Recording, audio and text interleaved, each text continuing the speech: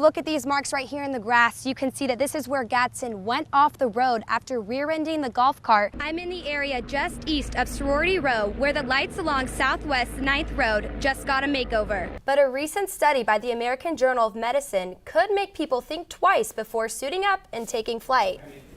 They will ask them to step out of the car instead of approaching them, which allows them to see their hands and that they aren't carrying a weapon. But after the lanes are restriped, bikers will be given a 2-foot buffer lane to hopefully enhance their safety. The Florida Department of Agriculture says that the turkeys in Florida have not been infected. Kara Roberts joins us now in the studio. What can you tell us about the accident? Well, investigators don't know exactly what happened yet. After the baskets are covered, local food banks will get those leftovers. The campaign started today, led by a UF doctor who knows these issues all too well.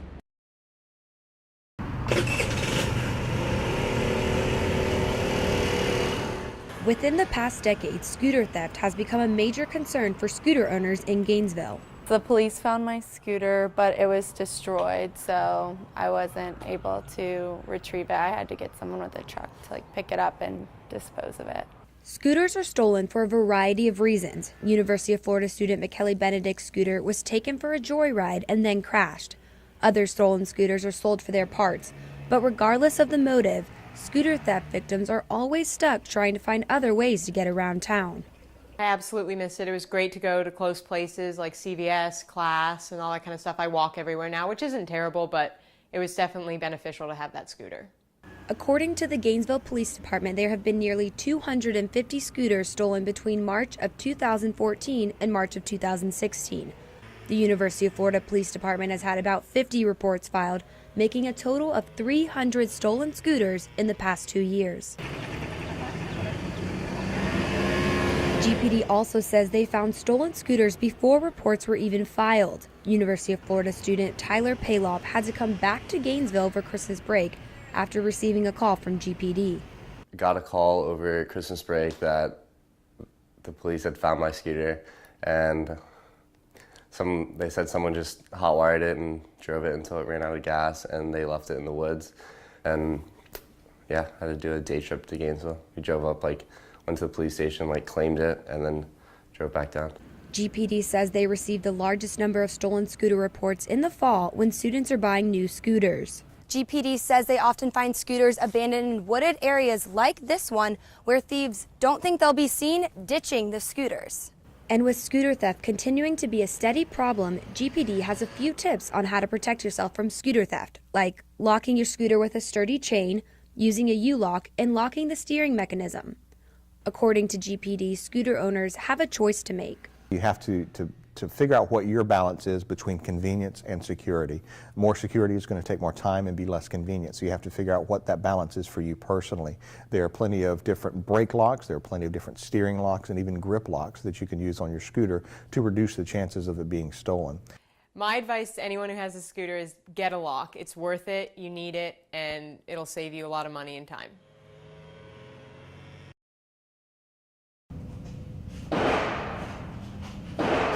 Around 1,000 people in the U.S. were shot and killed within the last year because of a deadly force encounter with a law enforcement officer. The Washington Post compiled records, news reports, and internet databases to keep track of each shooting. About 70 of these officer-involved shootings happened in Florida. You'll never meet an officer that's going to get up and say, I want to go shoot somebody today, I want to go kill somebody today. That's not in our nature.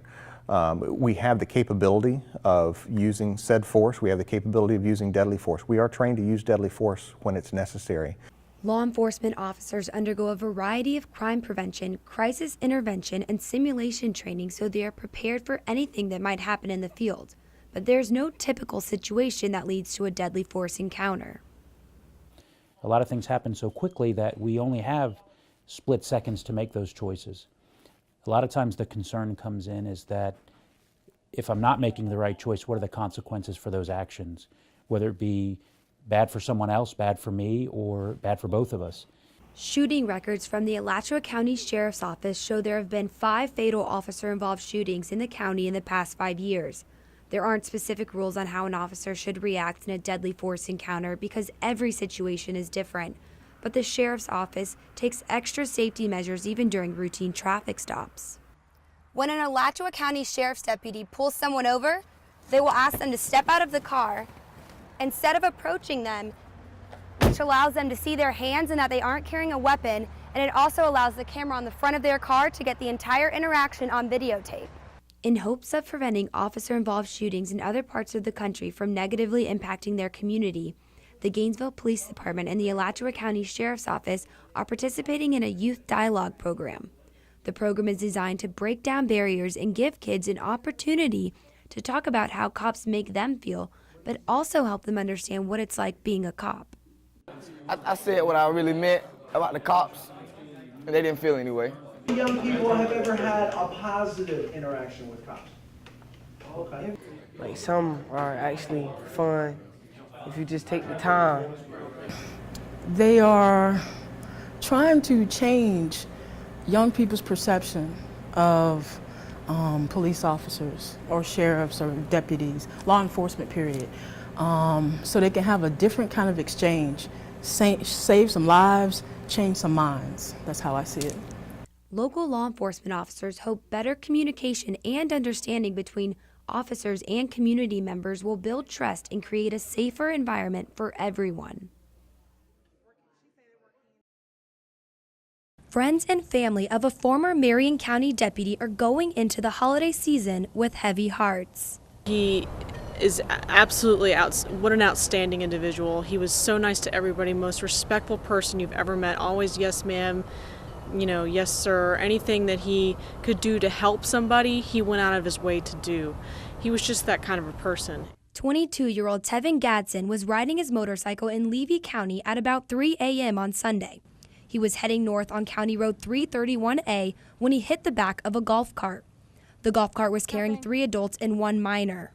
If you look at these marks right here in the grass, you can see that this is where Gadsden went off the road after rear-ending the golf cart, and then he crossed the sidewalk over here. The motorcycle finally came to a stop after hitting a pole across the street.